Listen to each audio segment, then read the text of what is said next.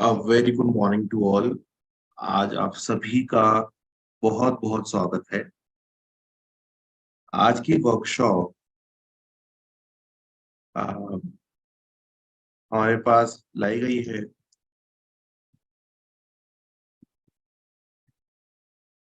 National career portal द्वारा। हमने आज की वर्कशॉप ऑर्गेनाइज करी है एंड ये वर्कशॉप आपके पास आई है ministry of Labour and Employment, Government of India के एक इनिशिएटिव के अंदर, जिसका सपोर्ट मिला है, जो जिनको सपोर्ट कर रहे हैं युवा एट यूनिसेफ इंडिया। आज का जो हमारा टॉपिक है उसका नाम है how to make an effective job search. इस टाइप का सेशन हमने पहले भी एक ऑर्गेनाइज किया था, जिसके अंदर हमारे स्पीकर थे मिस्टर सौरभ गुप्ता। सौरभ गुप्ता जी के सेशन को पिछली बार आप लोगों ने बहुत सराहना की थी और आप लोगों से हमारे पास रिक्वेस्ट आई थी कि एक वो सेशन बहुत अच्छा था, पर थोड़ा और जॉब सर्च के बारे में जानने का अगर मौका मिले तो बहुत अच्छा होगा। So keeping that in mind, आज हम लोग उसी के ऊपर एक सेशन आपके पास लेके आए हैं और ये सेशन के लिए मेरे पास सौरभ है। इससे पहले हम सेशन को स्टार्ट करें, अ, मैं सौरभ जी के बारे में कुछ चीजें बताना चाहूंगा आप सभी को। तो सौरभ जी के बारे में कुछ बातें ऐसी हैं कि सौरभ जी पुणे से हैं, महाराष्ट्र में हैं, और वो एक कोच और कंसल्टेंट हैं। एक करियर कोच और कोच के तौर पे वे युवाओं को मार्गदर्शन करते हैं। वह उन्हें सही दिशा और सही मार्ग चुनने में उनको सपोर्ट करते हैं। कोच बनने से पहले उन्होंने करीबन 20 साल अंतर्राष्ट्रीय कंपनियों में विभिन्न वरिष्ठ पदों पर काम किया है। वहां से एकत्रित उनका जितना भी ज्ञान है, जितना भी उनका एक्सपीरियंस है, वो सब उनको युवाओं के साथ शेयर करने में अच्छा लगता है और वो चाहते हैं कि उस ज्ञान से युवाओं को आगे का मार्गदर्शन मिल सके। So with this I I request Saurabh ji to please start the session. बहुत बहुत शुक्रिया अंकित। बहुत अच्छा लग रहा है एक बार फिर आप सबसे मिलके। और इधर मेरी लाइव चैट भी चल रही है, तो प्लीज़ इसमें आप लोग कुछ ना कुछ लिखते रहिए जो आप लोग सोच रहे हैं, जैसा आपको लग रहा है सेशन के बारे में। और मैं अपनी स्क्रीन शेयर करना शुरू करता हूँ। चलिए, तो फिर ये दूसरा संस्करण शुरू करते हैं इफेक्टिव जॉब सर्च का। आज का ये हमारा 1 घंटे का समय होगा। इसमें हम क्या करेंगे, एक तो थोड़ा सा समय बिताएंगे कि हमने पिछली बार क्या किया था उसके लिए, ताकि अगर आपको उसमें रुचि हो तो आप उस वीडियो को जाके देख सकते। फिर एक सवाल आया है कि मैं पहले सेक्टर चुनूं या पहले जॉब चुनूं, यानी कि मुझे क्या करना है चुनूं या मैं किस इंडस्ट्री में काम करना चाहता हूं वो चुनूं। तो इस सवाल पे थोड़ा सा हम लोग विचार विमर्श करेंगे।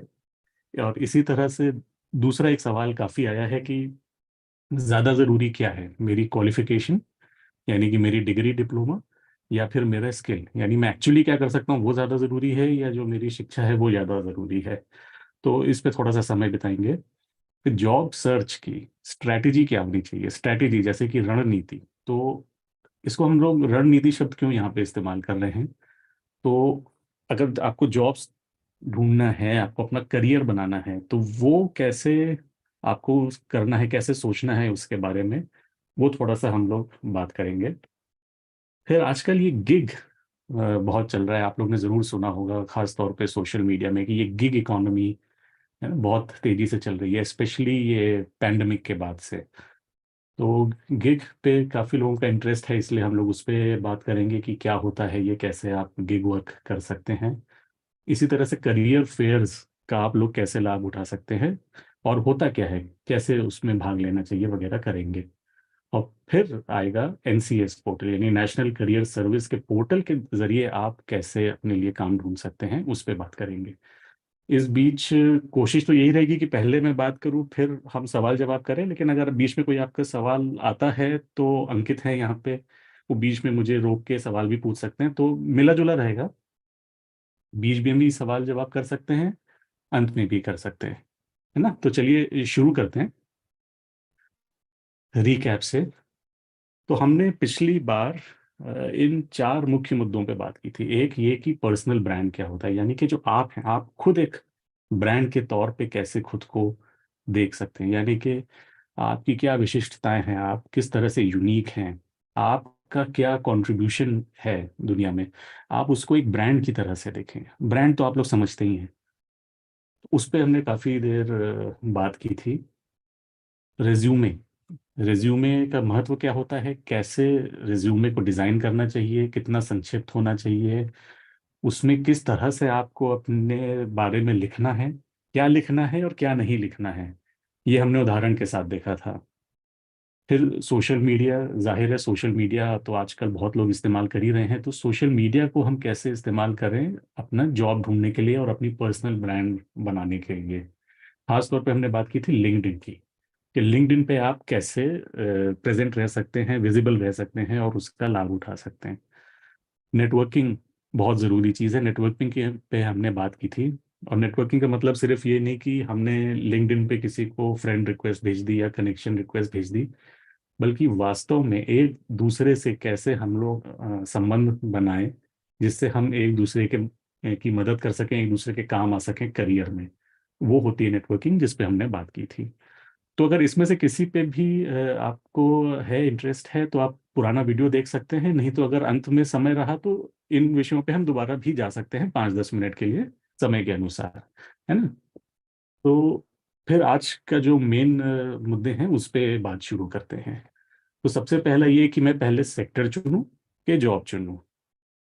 तो मैं आपको सीधा सरल आंसर देने की बजाय मैं आपको थोड़ा सा और कंफ्यूज करता हूँ कि सिर्फ सेक्टर और जॉब की बात नहीं है, बल्कि आपको कम से कम ये 5 चीज़ों को देखना चाहिए ये चुनने के लिए। तो पहली बात तो ये है कि what do you want to do, आप क्या करना चाहते हैं। मसलन आप टीचर बनना चाहते हैं, या आप सॉफ्टवेयर डेवलप करना चाहते हैं, या आप दुकान अपनी खोलना चाहते हैं, आप क्या करने में इंटरेस्ट है ना, ये एक सवाल होता है। कुछ लोगों को ये बहुत क्लियर होता है कि मुझे क्या करना है और क्या नहीं करना है। जैसे कि जब मैं स्कूल में था तो मुझे पता था कि मुझे कुछ क्रिएटिव करना है, कुछ आर्टिस्टिक करना है। बाकी मुझे कुछ नहीं पता था, लेकिन ये पता था कि हाँ, कुछ क्रिएटिव फील्ड में जाना है।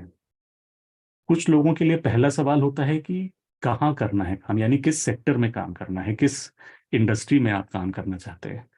तो जैसे जब सन 2000 आया, जब मैं ग्रेजुएट हुआ, तो उस समय लोग आईटी इंडस्ट्री की तरफ बहुत ज़्यादा एक्साइटेड थे। तो लोग कहते थे मुझे आईटी इंडस्ट्री में काम करना है। क्या काम करना है ये पता नहीं था, लेकिन मेन इंटरेस्ट था कि आईटी कंपनी में काम करना है। बाकी चीज़ें उसके बाद तय हुई। तो एक एग्जाम्पल क्या हुआ कि मुझे क्या करना है, यानी जैसे क्रिएटिविटी भले ही मैं किसी भी कंपनी के लिए करूं। दूसरा तरीका है कि आप क्लियर हों कि मुझे कहाँ, किस सेक्टर में काम करना है या किस कंपनी के लिए काम करना है, और फिर बाकी चीज़ें तय करें। कुछ लोगों की सोच थोड़ी अलग होती है इससे। वो ये सोचते हैं कि मुझे किसके लिए काम करना है। जैसे ऐसे भी मुझे लोग मिले हैं नोवार्टिस कंपनी में, जो कहते थे कि मेरे परिवार में किसी को कैंसर हुआ और उसके बाद से मैंने ये तय कर लिया कि मैं किसी न किसी रूप में हेल्थ इंडस्ट्री में रहूंगा। तो मैं ऐसी जगह पे काम करना चाहता हूँ या चाहती हूँ जहाँ पे मैं बीमार लोगों की मदद कर सकूँ, क्योंकि मैंने खुद अपने परिवार में ये चीज़ देखी है। तो कोई डॉक्टर बन जाता है, कोई फार्मास्यूटिकल कंपनी में आके नई नई दवाएं खोजता है, इस तरह से। तो आप किसके लिए काम करना चाहते हैं ये भी आपके मन में हो सकता है। फिर एक और सवाल हो सकता है लोगों के मन में कि आप किस तरह का इम्पैक्ट करना चाहते हैं समाज में, दुनिया में, यानी कि आप क्यों काम करना चाहते हैं। जैसे कि कुछ लोग होते हैं वो कहते हैं कि ये कानून व्यवस्था अच्छी नहीं है हमारे समाज में, तो मुझे पुलिस में जाना है ताकि, या कह लीजिए कि मुझे लॉ में जाना है ताकि अगर कोई मुजरिम है तो मैं उसको सजा दिला सकूं, अगर कोई निर्दोष है तो उसको कोई परेशान ना करे। मेरे लिए ये बहुत ज़रूरी है। तो आपने पहले चुना कि आप क्या करना, किस तरह का इम्पैक्ट करना चाहते हैं। फिर आपने चुना कि अच्छा, ये इम्पैक्ट मैं कहाँ और कैसे कर सकता हूँ। कुछ लोग ये भी सोचते हैं कि मैं एनजीओ में काम करने लगूंगा या लगूंगी, है ना। पहले आपने इम्पैक्ट सोचा, फिर आपने सोचा कि अच्छा, ये इम्पैक्ट मैं कहाँ पे कर सकता हूँ, किस इंडस्ट्री में या कर सकती हूँ। फिर आपने तय किया कि अच्छा, मुझे अब करना क्या है, एग्जैक्टली क्या जॉब करना है। इस तरह से ये अलग अलग सवालों से आप शुरू कर सकते हैं। और एक सवाल होता है कि किस कीमत पे करना है आपको, यानी कि आप कितने पैसे कमाना चाहते हैं, ये क्यों जरूरी है। क्योंकि अक्सर जब हम लोग ये जॉब की, करियर की बातें करते हैं, खास तौर पे ये युवा वर्ग में, तो कहते हैं कि शुरू के समय में पैसे को मत देखो, सिर्फ ये देखो कि तुम जॉब में क्या सीख रहे हो, तुम्हें सीखने को क्या मिल रहा है, केवल उस पर ध्यान दो, पैसों पे नहीं ध्यान दो। लेकिन मैंने ये पाया है कि बहुत से लोगों के लिए पैसा जरूरी है।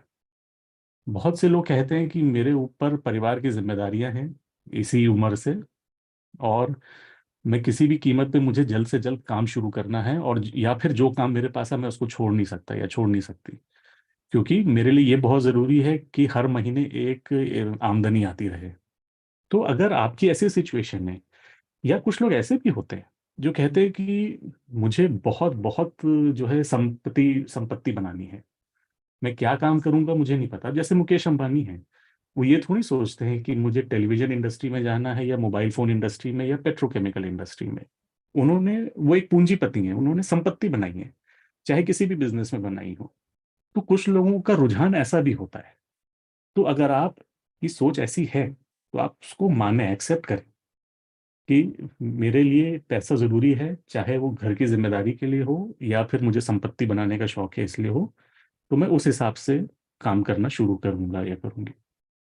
तो आप ये मत सोचिए कि मैं पहले सेक्टर सोचूं या पहले जॉब सोचूं, आप ये पांचों सवाल अपने आप से पूछिए, और ये सोचिए कि इसमें से कौन सा सवाल आपके लिए सबसे अहम है, फिर दूसरा सवाल कौन सा अहम है, फिर तीसरा सवाल कौन सा अहम है। इस तरह से आप लोग अपना जॉब चुन सकते हैं। और आगे बढ़ने से पहले मैं ये भी बोल दूं कि ये कोई ऐसी चीज़ नहीं है जो आपने ग्रेजुएट होने के बाद या कभी भी आज ये सुनने के बाद कर ली और वो हमेशा के लिए हो गया, नहीं। ये सवाल आप खुद से पूछते रहेंगे, क्योंकि इन सवालों के जवाब बदलते रहेंगे, है ना। अब जैसे आज मैं क्रिएटिविटी के लिए काम नहीं करता हूँ, आज मुझे सेटिस्फैक्शन कुछ और चाहिए अपने काम से, तो मैं अलग कारणों से काम कर रहा हूँ। तो ये चीज़ें बदलती रहेंगी, और सिर्फ आपके हिसाब से ही नहीं बदलेंगी, आपकी पारिवारिक स्थिति क्या है उसके हिसाब से बदलेंगी, इकोनॉमी कैसी चल रही है, दुनिया कैसी चल रही है, उसके हिसाब से आपका करियर बदलेगा। तो ये सवाल एक फ्रेमवर्क की तरह आप देखिए कि जब भी मुझे करियर बदलने का समय आएगा, तो मैं ये पांच सवाल अपने आप से पूछ सकता हूँ। ठीक है। अब ये तमाम फैक्टर हैं, उसका उसी का उदाहरण है जो पहले मैं बोल चुका हूँ। जैसे कि आप ये सोच सकते हैं कि मुझे किस तरह से काम करना पसंद है, मुझे घर से काम करना है या ऑफिस से काम करना पसंद है, स्टार्टअप में काम करना है या बड़ी कंपनी में, मेरी प्रोफाइल क्या होगी, मेरा ओहदा क्या होगा, यानी कि डेजिग्नेशन क्या होगी, किस शहर में मुझे काम करना है, ये सब भी फैक्टर होते हैं। जैसे कुछ लोग होते हैं वो कहते हैं कि नहीं, मुझे अपने अभी के शहर में नहीं रहना, मुझे बड़े शहर में जाना है। कुछ लोग ये सोचते हैं कि मेरा परिवार यहाँ पे, तो मैं इस शहर को छोड़ के नहीं जा सकता, तो मुझे जो भी ढूंढना है वो इसी शहर में ढूंढना है। तो ये सारे भी फैक्टर होते हैं, है ना। टाइमिंग टाइमिंग बहुत ज़रूरी है कि आजकल क्या चल रहा है, आज का दौर क्या है, कौन से जॉब इस वक्त बढ़ रहे हैं, कौन से स्थायी हैं, कौन से कम हो रहे हैं। तो उनको देख के भी कि अगले 5 साल में, अगले 10 साल में, जैसे आजकल डेटा साइंस का काम बहुत चल रहा है, और लोग कह रहे हैं कि आने वाले समय में हर जगह डेटा साइंटिस्ट की जरूरत होगी। आर्टिफिशियल इंटेलिजेंस आप लोग सुन ही रहे होंगे, हर जगह है। तो जाहिर है इस तरह के फील्ड में जो जॉब होंगे वो बढ़ेंगे, है ना। और कुछ जॉब ऐसे होंगे जो कि कम होंगे। तो समय के अनुसार भी आपको करियर की दिशा चुननी है। ठीक है। उदाहरण देख लेते हैं कि जैसे मान लीजिए आपने पहले ये चुना कि मुझे सॉफ्टवेयर इंजीनियर बनना है। ठीक है। मान लीजिए, फिर आप सोचेंगे कि अच्छा मुझे किस तरह की कंपनी में सॉफ्टवेयर इंजीनियर बनना है, प्रोडक्ट कंपनी में कि सर्विसेज कंपनी में। तो आपने मान लीजिए चुना प्रोडक्ट कंपनी में। फिर ये भी हो सकता है कि मैं सॉफ्टवेयर इंजीनियर तो हूँ, लेकिन मैं किस फील्ड में काम करूँ। तो हो सकता है कि आपकी पसंद हो कि मुझे हेल्थ सेक्टर में रहना है। और ये उदाहरण मैं क्यों दे रहा हूँ, क्योंकि मैं खुद एक फार्मा कंपनी में था, तो वहाँ पे ऐसे लोग थे जो टेक्निकल थे, और प्रोडक्ट कंपनी, क्योंकि वो कंपनी दवाई बनाती थी और उनको हेल्थ सेक्टर में काम करना था, तो उन्होंने इस तरह से अपने जॉब का चयन किया। आप उल्टा भी सोच सकते हैं, अगेन उदाहरण के लिए, कि आप पहले ये सोच सकते हैं कि मुझे टेक्नोलॉजी में रहना है, फिर उसके बाद आप सोच सकते हैं कि उसके अंदर मैं करूँगा क्या। तो ठीक है, एचआर, ह्यूमन रिसोर्सेज में काम करना है, आप ये भी सोच सकते हैं कि मुझे किस तरह के लोगों के साथ काम करना पसंद है। तो आपने सोचा कि अच्छा, मुझे टेक्नोलॉजी में काम करने वाले लोगों के लिए काम करना है। तो इस तरह से आप चुन सकते हैं कि आपके लिए कौन सी कंपनी, किस तरह का काम जो है वो एकदम उपयुक्त रहेगा आज की तारीख में। तो समझ आ रहा है? मैं देखूं अगर कुछ जल्दी से कोई सवाल आया हो। सो हाँ। सौरभ जी, प्रेमा ने एक हम्म। सवाल पूछा है कि आईसीटीएसएम के कंपनी में काम करना चाहती है। हम्म। तो क्या आप थोड़ा इसके बारे में हाईलाइट करना चाहेंगे प्रेमा के सवाल के ऊपर? हाँ, तो जैसे आपने ये पहले तय कर लिया कि मुझे किस कंपनी में काम करना है, ठीक है। अब आपका अगला स्टेप ये हो सकता है कि इस क्षेत्र में कौन कौन सी अच्छी कंपनियां हैं, आपने वो कंपनीज ढूंढी। फिर अगला स्टेप आपका ये हो सकता है कि अच्छा, ये है ऊपर की 5 या 10 कंपनियां जो इस क्षेत्र में हैं। अब इन कंपनियों के जॉब्स देखिए, इन कंपनीज के वेबसाइट में जाके देखिए कि किस तरह के जॉब्स यहाँ पे निकल रहे हैं। फिर देखिए अच्छा, इसमें से कौन सा जॉब करने में आपकी रुचि होगी। सब तरह के आएंगे, जैसे मैं कम्युनिकेशंस में था, है ना। हो सकता है आपका इंटरेस्ट कुछ आईटी में हो, एचआर में हो वगैरह। तो इस तरह की कंपनियों में किस तरह के जॉब निकल रहे हैं वो देखिए, जिसमें आपकी रुचि है उसको क्लिक करके उसका पूरा जॉब डिस्क्रिप्शन पढ़िए कि इस जॉब में किस तरह की जिम्मेदारियां होंगी, क्या उनको शिक्षा चाहिए, क्या उनको स्किल्स चाहिए हैं। अगर आपको लगता है कि हाँ ये सब मैच हो रहा है, फिर आगे बढ़िए। ये भी सोचिए कि ये जो आपकी इंडस्ट्री है जिसमें आपका पसंद पसंद है, उसके जॉब किस शहर में ज्यादा है, और क्या आप उस शहर में पहले से हैं या उस शहर में आप जाना चाहेंगे कि नहीं। तो ऐसे step by step, I think जो मैं मेन बात जो कहना चाह रहा हूँ कि स्टेप बाय स्टेप जाएं। ये अच्छी बात है कि आपने पहले अपना सेक्टर चुन लिया। अगला स्टेप, कंपनी चुनो, जॉब देखो, शहर देखो। हाँ, ये भी देखो कि उन कंपनियों में किस तरह की तनख्वाह मिल रही है। फिर आप तय कीजिए, है ना। Thank you Saurabh. हम्म। देवेंद्र हमसे पूछते हैं कि सर, मुझे एजुकेशन सेक्टर में अच्छी जॉब चाहिए, हम्म। Effective job. I want an effective job in the education sector. हाँ, तो मैं ये सवाल आपके ऊपर दोबारा फेंकूंगा कि इफेक्टिव की परिभाषा आप अपने लिए तय कीजिए। आपके लिए इफेक्टिव का क्या मतलब है। एजुकेशन सेक्टर तो बहुत ही विस्तृत है। आप बड़े लोगों के साथ काम करना चाहते हैं एजुकेशन में, या छोटे बच्चों के साथ करना चाहते हैं, आपके लिए इफेक्टिव क्या होगा। क्या आप किसी सब्जेक्ट को पढ़ा के इफेक्टिव होना चाहते हैं, या आप किसी स्कूल का एडमिनिस्ट्रेशन देख के इफेक्टिव होना चाहते हैं। तो ये इफेक्टिव की परिभाषा अपनी आप सोच के बनाइए। और फिर बाकी स्टेप्स तो हम लोग बात कर ही चुके हैं। एक एक करके वो स्टेप्स, मतलब वही सवाल अपने आप से पूछते जाइए और उनके जवाब खुद ही देते जाइए, और आपका रास्ता क्लियर होता जाएगा। तो इसमें मैं, सौरभ, दो चीजें ऐड करना चाहूंगा कि देवेंद्र जी, एक तो आपको ये देखना पड़ेगा कि अभी आपकी क्वालिफिकेशन क्या है।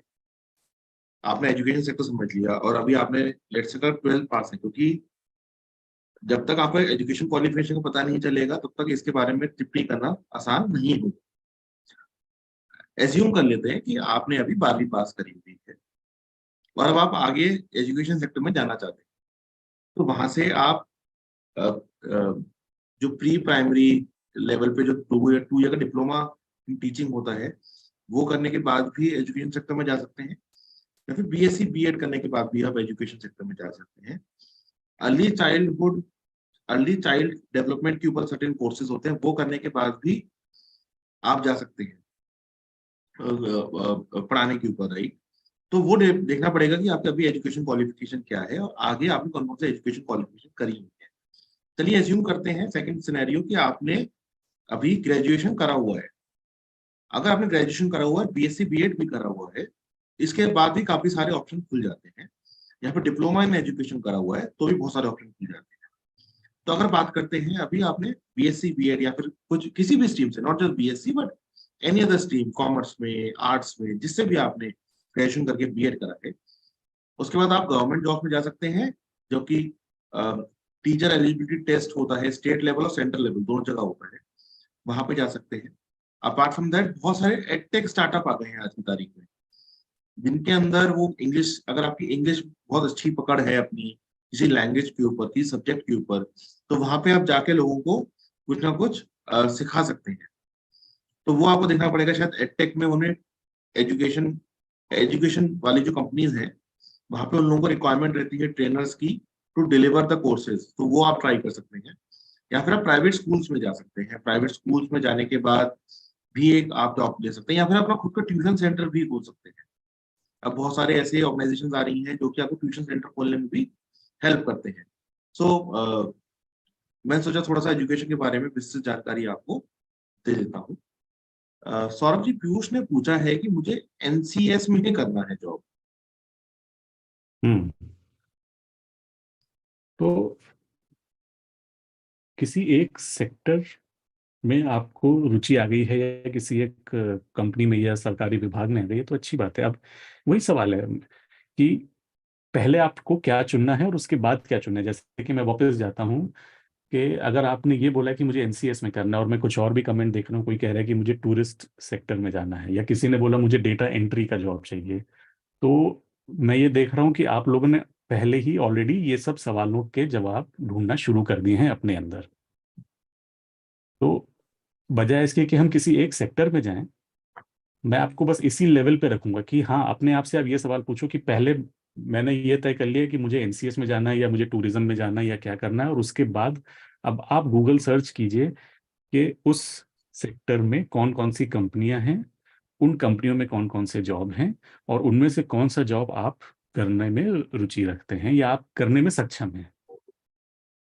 तो ऐसे आप जाएं, यही सवाल आपको पूछने हैं और ये आपको अपने आप से पूछने हैं। हम लोग से मशवरा मत लीजिए, क्योंकि हम एक्सपर्ट हैं किसी चीज में, लेकिन आपकी लाइफ के एक्सपर्ट आप खुद ही हैं। हम अभी यहाँ पे क्या कर रहे हैं इस वेबिनार में, कि आपको सोचने पे मजबूर कर रहे हैं, राइट। तो मशवरे से ज्यादा जरूरी है कि आप खुद सोचें कि आपको इन सवालों के जवाब क्या हैं आपके लिए। फिर आपको एकदम सही जवाब मिलेगा, क्योंकि वो जवाब आपके अंदर से आएगा। और इसमें भी अगर आपको हेल्प चाहिए तो एनसीएस की वेबसाइट पे ही बहुत सारे करियर काउंसलर्स अवेलेबल हैं। उसके बारे में हम जानकारी देंगे थोड़ा सा सेशन के आखिरी में, हाँ। कि आप एनसीएस हाँ। पोर्टल को यूज करते हुए ये जानकारी और फिर या फिर ये कंसल्टेंसी आप कैसे अवेल कर सकते हैं। बिल्कुल इसके बिल्कुल। अलावा जो क्वेश्चंस आए हुए हैं हमारे पास, सुजीत के आए हैं, रोहित के आए हैं, एस के पांडे जी के क्वेश्चंस आए हुए हैं, उसको हम थोड़ा सा बाद में लेंगे, क्योंकि बहुत सारे क्वेश्चन रहते हैं जिसका डाउट, जिसका आपको जवाब भी थोड़े टाइम में जैसे सेशन चलता रहेगा तब मिलता रहेगा। सौरभ जी, आप हम्म। कंटिन्यू। ठीक है, आगे बढ़ते हैं। गिग। तो ये गिग है क्या? आजकल इसका बहुत नाम सुन रहे हैं। तो बेसिकली गिग जो है वो बहुत सारे तरह के काम जो कि हमेशा से रहे हैं दुनिया में, उन्हीं का एक नया शब्द आ गया है। अगर आप एक फ्रीलांसर हैं, अगर आप कॉन्ट्रैक्ट पे काम कर रहे हैं किसी कंपनी के साथ किसी सेक्टर में, या आप पार्ट टाइम काम कर रहे हैं किसी के साथ, वन ऑफ काम कर रहे हैं। वन ऑफ का मतलब कि आपके पास कुछ एक प्रोजेक्ट आया, 3 महीने का 6 महीने का, आपने वो काम किया और खत्म, तो उसको कहते हैं वन ऑफ काम करना। एक होता है इनफॉर्मल काम कर रहे हैं, जैसे कि आपके कोई रिश्तेदार हैं, वो इंटीरियर डिजाइनिंग का काम उठाते हैं मार्केट से, और वो फिर लोगों के फर्नीचर वगैरह बनाते हैं। उन्होंने आपको बोला कि अरे भतीजे या भतीजी, तुम 3 महीने के लिए मेरे साथ थोड़ा सा काम करोगे क्या, मेरे पास बहुत बड़ा एक प्रोजेक्ट आया है।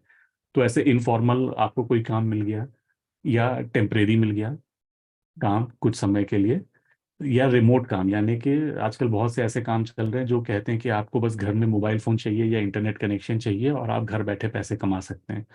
तो इस तरह के जो काम होते हैं उन्हें गिग कहते हैं। तो मेन फर्क क्या है गिग में और दूसरे कामों में, कि ये आपका एक फुल टाइम परमानेंट या लॉन्ग टर्म जॉब नहीं है। ये सबसे बड़ा फर्क है। दूसरा फर्क ये भी आ सकता है कि इसमें एक फुल टाइम रेगुलर जॉब की तरह हर महीने तनख्वाह नहीं आएगी। जैसे अगर आप फ्रीलांसर हैं, तो जब जब आपके पास कोई प्रोजेक्ट आएगा काम करने के लिए और आप वो काम करेंगे, तो उस काम के हिसाब से आपको आमदनी होगी। अगर आपके पास काम नहीं है तो आपकी आमदनी खत्म हो जाएगी। ये है मेन गिग की परिभाषा। ठीक है। अब हम गिग की बात कर क्यों रहे हैं? एक, क्योंकि वर्क कल्चर बदल रहा है, यानी जिस तरह से काम होता है इस दुनिया में, वो बदल रहा है। आजकल कंपनियां खुद ही कहती हैं कि हमें 6 महीने के लिए कोई चाहिए या हमें पार्ट टाइम के लिए कोई चाहिए। एक जमाना था जब हर कोई सिर्फ परमानेंट जॉब ही देता था, फुल टाइम ही काम देता था। और एक जमाना ऐसा भी था 30-40 साल पहले तक, जब फुल टाइम जॉब आप करते थे और फिर पूरे करियर एक ही कंपनी में या एक ही सरकारी विभाग में लगे रहते थे, कभी बदलते नहीं थे। आज ये परिवेश पूरी तरह से बदल चुका है। स्टार्टअप आते हैं, मैं खुद इस तरह काम करता हूँ। किसी कंपनी ने मुझसे बोला है कि हमें आपका समय चाहिए, जैसे 4 घंटे चाहिए दिन के, और उस 4 घंटे में जो जो हमें आपसे चाहिए हम आपसे बोलते रहेंगे और आप प्लीज उसको करते रहिएगा। अब उस 4 घंटे के बाहर मैं क्या कर रहा हूँ, इससे उनको मतलब नहीं है। उनको ये है कि मैं उनके लिए अवेलेबल रहूं। तो इस तरह से काम करने के तरीके बदल रहे हैं इसलिए। और क्यों बदल रहे हैं, स्टार्टअप उसका सबसे बड़ा कारक है। ये जो छोटी छोटी कंपनियां आ रही हैं, जैसे स्विगी है, उबर है, ये सब भी तो गिग ही दे रहे हैं। यानी उबर में क्या है, आप जितनी राइड्स लेंगे, जितनी आप गाड़ी चलाएंगे, उतनी आपकी आमदनी होगी। या स्विगी में क्या है कि आप जितनी बार डिलीवर करेंगे उतनी आपकी आमदनी होगी। वो नौकरी नहीं है, जहां तक मैं समझता हूँ। फिर अनसर्टेनिटी इन द इकोनॉमी, क्या हो गया कि अनिश्चितता की वजह से बहुत सी कंपनीज लोगों को फुल टाइम जॉब नहीं देती। वो कहती कि हम आपको कॉन्ट्रैक्ट पे रख रहे हैं 6 महीने के लिए या 1 साल के लिए। उससे क्या होता है कि जब स्थिति बदलेगी तो उनको आपको नौकरी से नहीं निकालना पड़ेगा, क्योंकि पहले ही उन्होंने आपको बोला हुआ है कि भाई ये तो काम ही 12 महीने का है। आपको फायदा क्या है कि आपके मन में कोई कंफ्यूजन नहीं है। आपको पता है कि 12 महीने में या 6 महीने में ये कॉन्ट्रैक्ट खत्म होने वाला है, तो उसके खत्म होते होते आप अपना अगला काम ढूंढने लग सकते हैं। एक्चुअली इसीलिए मैंने ये जो उड़ता हुआ आदमी बनाया है यहाँ पे फिगर, वो इसीलिए कि गिग वर्क में सबसे ज्यादा जो फायदा है वो है फ्रीडम जो आपको मिलती है। तो खैर, क्यों हम गिग्स की बात कर रहे हैं, जो चौथा बड़ा कारण है वो है कोविड का आना। कोविड की वजह से अचानक से ये गिग इकोनॉमी में बढ़ोतरी आई है, क्योंकि बहुत से लोगों की अनफॉर्चुनेटली जॉब चली गई। बहुत सी कंपनियों का पूरा बिजनेस करने का तरीका बदल गया, उनको खुद ही नहीं पता क्या हो रहा है। नए नए बिजनेस आ गए, नए नए आइडियाज आ गए, लोग घर बैठ के काम करने लगे। तो इस वजह से अचानक पिछले 2-3 साल में हम देख रहे हैं कि इस तरह के गिग वर्कर्स बढ़ गए हैं। और नीति आयोग के अनुसार इस वक्त देश में 77 लाख लोग हैं जिनको हम गिग कर्मी कह सकते हैं। तो इस तरह से काम करने को अब आप नज़रअंदाज नहीं कर सकते। तो कहने का मतलब ये कि आप जॉब ढूंढें, ठीक है। वो जॉब जिसमें आप रोज काम करेंगे, पूरे दिन काम करेंगे, और उम्मीद है कि सालों काम करेंगे, अच्छी बात है। लेकिन एक और ये नया जरिया बन गया है दुनिया में, जहां पे आप अलग तरह से काम कर सकते हैं, कम देर के लिए, थोड़ी देर के लिए, बहुत सारी कंपनियों के लिए एक साथ, और किसी एक कंपनी के लिए लग के नहीं। तो बस अपने दिमाग को खुला रखें आप इस तरह के कामों के लिए। और यहाँ पे मैंने कुछ वेबसाइट्स भी लिख दी हैं जहाँ पे आप देखना शुरू कर सकते हैं। तो गिग वर्क क्यों करें, अगर आपको उसमें ज़रा सा भी कुछ इंटरेस्ट लग रहा है, तो मैं आपको बताना चाहूँगा कि गिग करने से फायदे क्या हो सकते हैं। जैसा कि स्लाइड पे लिखा है, एक तो ये कि आप अलग अलग तरह के काम आजमा सकते हैं, बजाय इसके कि आपने अपना पूरा करियर दांव पे लगा दिया और बाद में 6 महीने बाद आपको पता चला अरे ये काम मैंने चुना था लेकिन मुझे मज़ा नहीं आ रहा। कितना मुश्किल होता है वो, है ना। लेकिन मान लीजिए अगर आपको एक जरा सा मौका मिले, जैसे कि मैं वो इंटीरियर डिजाइनिंग वाला उदाहरण दे रहा था, है ना, आपके किसी फैमिली वाले ने बोला कि प्लीज मेरे लिए जरा 6 महीने ये काम कर दो। तो 6 महीने काम करके आपको पता चल जाएगा कि ये इंटीरियर डिजाइन में, ये फर्नीचर बनाने में मुझे मजा आता है कि नहीं आता है। मजा आया तो उसमें करियर बना लिया, मजा नहीं आया कोई बात नहीं, है ना। तो आप अलग अलग तरह के काम आजमा सकते हैं और इस बहाने आप खुद को जान सकते हैं बेहतर। और जब आप अलग अलग काम आजमाएंगे तो आप अपना कौशल भी विकसित कर सकते हैं, है ना।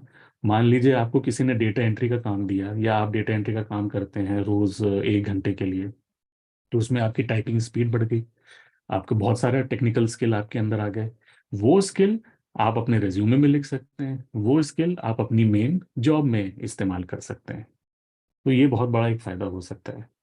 तीसरा ये कि मान लीजिए आप करना तो जॉब ही चाहते हैं, लेकिन जब तक जॉब मिल नहीं रही तब तक खाली बैठने की जरूरत नहीं है। आजकल अपने देश में इस तरह के बहुत सारे काम मिल रहे हैं जो कि आप उठा सकते हैं जब तक आपको करना है, और जब आपको नहीं करना तो आपने उसको दे दिया। वही जैसे फ्रीलांसर का काम या डिलीवरी के काम वगैरह वगैरह। और अगर आपके पास पहले से ही एक जॉब है या पहले से ही एक व्यवसाय है, उसके अलावा भी आपके पास समय बचता है और आप चाहते हैं कि मुझे थोड़ी सी और आमदनी चाहिए ऊपर की, तो आप गिग वर्क कर सकते हैं। है ना, ये सारे फायदे हैं जिनके लिए आप इनको इसको डेफिनेटली सोचना तो जरूर चाहिए। और बजाय इसके कि मैं इस वेबिनार में डिटेल में जाऊं कि किस किस तरह के काम आप ले सकते हैं, ये 4 वेबसाइट आप नोट कर लीजिए और इनमें जाके देखिए कि किस किस तरह का काम मिल रहा है। आप खुद हैरान हो जाएंगे। हर तरह के काम की लोगों को जरूरत है, जिसके लिए वो आपको बस प्रोजेक्ट का पैसा देंगे कि आप आइए ये काम कीजिए हमारे लिए, अपने घर में बैठ के कीजिए और उसका पैसा लीजिए। और लाखों लोग इन वेबसाइट्स पे हैं जो कि इस तरह से अपनी आजीविका कमा रहे हैं। एक जो है इसमें, जो तीसरा वाला है, वो है iStockPhoto.com। वो भी बहुत इंटरेस्टिंग है। वो सिर्फ फोटोग्राफी के लिए है। यानी अगर आप फोटोग्राफर हैं, आप अच्छी फोटो खींचे, इस वेबसाइट पे अपलोड कर दीजिए। अगर किसी ने उस फोटो को खरीदा तो उसका एक हिस्सा आपको मिल जाएगा। है ना बढ़िया। आप किसी की नौकरी नहीं कर रहे हैं, आपका इंटरेस्ट है फोटोग्राफी में, आप बस फोटो खींच रहे हैं, आप आई स्टॉक फोटो या और इस तरह के दूसरे वेबसाइट में डाल रहे हैं। जितनी बार आपकी फोटो की डाउनलोड होगी उतनी बार आपको पैसा मिलेगा। तो इस तरह के बहुत ही बढ़िया रोचक तरह के काम आजकल हो रहे हैं। तो इन पे नजर रखिए, इन पे जरूर सोचिए। है ना।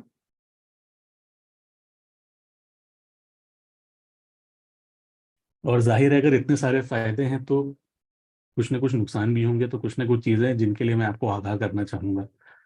अगर आप गिग वर्क कर रहे हैं तो ध्यान रखिए कि आपकी आमदनी कम ज्यादा होती रहेगी। ये वो हर महीने तनख्वाह मिलने वाला काम नहीं होगा। है ना। दूसरा ये कि आप अकेले काम करेंगे। जैसे घर से काम करना अच्छा तो सबको बहुत लगता है सुनने में, लेकिन ये भी मत भूलिए कि आप एक कमरे के अंदर बैठे होंगे दरवाजा बंद करके और पूरे समय कंप्यूटर के सामने, दूसरे लोग नहीं होंगे आसपास। तो क्या आप ऐसे काम कर पाएंगे? क्या आप ऐसे 8-10 घंटे रोज बैठ सकते हैं अकेले चुपचाप सिर्फ कंप्यूटर पे लोगों से बात करने के? उस चीज का ध्यान देखिए। तीसरी बात ये कि आपको हर समय अवसर ढूंढते रहना पड़ेगा। अगर आप एक जॉब आपकी लग गई तो लग गई, है ना। जब तक आप वो जॉब कर रहे हैं, 1 साल 2 साल 5 साल, तब तक आपको रोज काम ढूंढने की जरूरत नहीं है। लेकिन अगर आप फ्रीलांसर हैं तो आपको हर समय सतर्क रहना पड़ेगा कि मेरा ये प्रोजेक्ट खत्म होने वाला है, अगले प्रोजेक्ट की तलाश शुरू करो। तो वो आपके अंदर हिम्मत उतनी होनी चाहिए।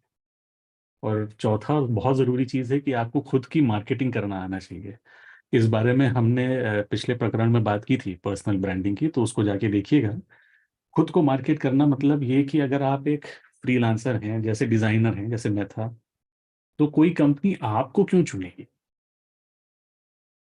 वो तब चुनेगी अगर उसको लगेगा कि हाँ, इस व्यक्ति में वो बात है जो मुझे चाहिए।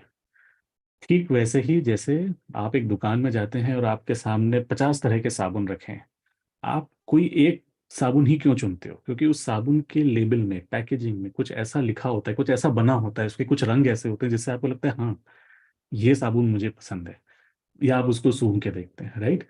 इसी तरह से आपको खुद की भी मार्केटिंग करनी पड़ेगी, ताकि लोग आपको देखे, कि आपका रिज्यूमे देख के, आपकी ऑनलाइन सोशल मीडिया पे प्रोफाइल देख के कहें कि हाँ, इस तरह का व्यक्ति मुझे चाहिए है अपने काम के लिए। तो वो खुद को मार्केटिंग करना आपको सीखना ही पड़ेगा अगर आपको इसमें ज़्यादा ऊंचाई पानी है। और कर सकते हैं, कोई दिक्कत नहीं है।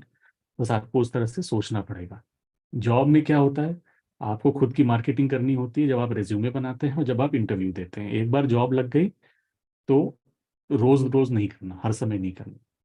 फ्रीलांस में, गिग में आपको करना पड़ता है ज़्यादा। ठीक है। तो अंकित, गिग पे कोई खास सवाल जो कि हमको तुरंत जवाब देना चाहिए? गिग पे तो बच्चों ने अभी ऐसा कोई सवाल नहीं पूछा है। हम्म। बट हालांकि एक सवाल आया है कि can we find gig work on international cruise ships through these sites. Through this. मैंने कभी देखा तो नहीं है।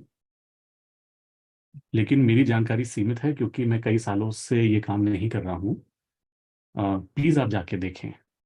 तो मेरे पास सच में इसका उत्तर नहीं है कि क्रूज शिप में काम मिल सकता है कि नहीं। मुझे लगता है इतना मुश्किल नहीं है, मिल तो सकता है, बट प्लीज़ आप जाके देखिएगा इसको। जी। और फिर इसमें एंजेलिका पूछती हैं कि is there a fair chance that we get a job abroad from this portal. आपने जो कुछ पोर्टल्स के शायद नाम बताए थे हाँ, के बारे में तो पूछ रही हैं, क्या अंजलिका जी, चांसेस है हाँ, कि जॉब मिल सकती है बाहर। अंजलिका जी, इसमें बाहर जाने का मौका नहीं मिल सकता। इसमें आपको बाहर की जॉब मिल सकती है इस तरह की, बाहर की किसी कंपनी से आपका संपर्क हो जाएगा और वो आपको काम देंगी जो आप घर बैठ के करोगे, वो आपको मिलेगा। और वही मिलने की संभावना भी ज्यादा है क्योंकि ये वेस्टर्न कंट्रीज में ये कल्चर बहुत पहले से आ गया था। मतलब मैंने तो अपना पहला इस तरह का गिग किया था सन 2004 में, जब मेरे को इस तरह के जरिए से काम मिला था अमेरिकन कंपनी के लिए। तो आपको बाहर का काम मिल जाएगा, लेकिन वो कंपनी आपको बुला ले ऐसा सिर्फ संयोग से हो सकता है। देखो, बाहर बाहर जाने के लिए आपको ये भी देखना पड़ेगा कि वर्किंग वीजा होता है, जैसे आप कहीं भी जाना चाहते हैं तो वर्किंग वीजा हमारे पास है कि नहीं है। आप कौन सी कंट्री में जाना चाहते हैं वो भी देखना पड़ेगा, वहां पे किस टाइप की जॉब करना चाहते हैं वो भी देखना पड़ेगा। मतलब इसमें रिसर्च करनी पड़ेगी, और आफ्टर रिसर्च ओनली आपको आप बता सकते हो कि आप बाहर जा पाओगे नहीं जा पाओगे। तो वो भी चीजें आपको देखनी पड़ेंगी कि वो योग्यता, पेपर वर्क भी है, आपके पास पासपोर्ट भी है कि नहीं है, अभी वो भी एक बार आपको चेक करना पड़ेगा। सबसे पहले अगर आपको बाहर जाने का मन है तो आप पासपोर्ट अपना जरूर बनवाइए। हम्म। हम्म। अ, श्री और पूछती एक, हैं कि how to find genuine gig jobs. हाँ हाँ, मैंने भी मेरी नज़र उसी पे गई। बहुत ज़रूरी सवाल है कि जेन्युइन है कि नहीं, कैसे पता लगाएं। ये जोखिम तो रहता है, किसी ने आपसे काम करवाया और आपको पैसे नहीं दिए, ये जोखिम रहता है। अगर आप उन वेबसाइट्स पे जाएंगे तो आप ये पाएंगे कि ये वेबसाइट अब बहुत पुराने हैं और इसमें कंपनियों की भी रेटिंग होती है, फ्रीलांसर्स की भी रेटिंग होती है। यानी कि अगर किसी कंपनी ने कोई दुर्व्यवहार किया किसी के साथ या किसी को धोखा दे दिया तो उसकी रेटिंग भी कम हो जाएगी। ठीक वैसे ही जैसे आप फ्रीलांसर्स की रेटिंग कम या ज़्यादा हो जाएगी आपने काम कैसा किया है उसके मुताबिक। तो एक ये तरीका है। और दूसरा, ये वेबसाइट्स जो हैं ये कमीशन लेते हैं आपसे काम का। क्यों लेते हैं? वो इसीलिए लेते हैं कि आपको धोखा ना हो, ये जिम्मा लेने का काम करते हैं। उसके अलावा अगर आप लोकली कुछ काम कर रहे हैं, जान पहचान में काम कर रहे हैं, तो आपको खुद परखना पड़ेगा। और बल्कि ये मैंने 4 पॉइंट जो इधर लिखे थे कि क्या क्या जोखिम हो सकते हैं, किन चीज़ों के लिए आपको तैयार रहना चाहिए, मेरे ख्याल से एक पांचवा पॉइंट भी इसमें ऐड कर देना चाहिए कि आपको इस चीज़ के लिए भी तैयार रहना चाहिए कि हाँ, हो सकता है कभी कभी आपको सही मूल्य ना मिले या जो कंपनी आपको हायर कर रही है वो अच्छी ना निकले। तो ये जोखिम तो है। बाकी आप कंपनी को अच्छे तरह से रिसर्च करें, देखें कि वहाँ पे और कौन लोग काम कर रहे हैं, उन लोगों से जाके बात करें। और अपना पेपर वर्क अच्छा रखें, यानी जो आपका अग्रीमेंट होगा सिर्फ जबानी काम ना करें, हमेशा एक अग्रीमेंट भी रखें। जो भी आप लोगों के बीच बात तय हो रही है वो हर चीज़ लिखित हो, ईमेल पे हो या कागज़ पे हो, साइन हो। फिर आप कुछ भी अपना जोखिम लें। अपना पैसा तो कभी भी ना लगाएं। अगर कोई आपसे कह रहा है कि तुम पहले पैसा दो फिर हम तुमको इनकम देंगे, तो नमस्ते। इसका मतलब ही है कि वो आपको धोखा देने के लिए बैठे हुए हैं। और एक और चीज़, हाँ, ईमेल पे बहुत सारे ऑफर आते हैं। अगर कोई आपको तुरंत ऑफर दे रहा है इसका मतलब कुछ गड़बड़ है, क्योंकि कोई भी जेन्युइन कंपनी तुरंत ऑफर नहीं देगी। वो आपको बोलेगी कि आओ जरा, हम आपको देखेंगे, बात करेंगे, फिर बात करेंगे कि हाँ हमें आपको काम देना है कि नहीं। ईमेल्स में अक्सर होता है कि जो लोग धोखा देना चाहते हैं वो शुरुआत ही ऐसे करते हैं कि आ जाइए हम आपको इतने रुपए का जॉब दिला देंगे कनाडा में। तो अगर कोई शुरुआत ही ऐसे कर रहा है कि मतलब, तो मतलब कि दाल में कुछ काला है।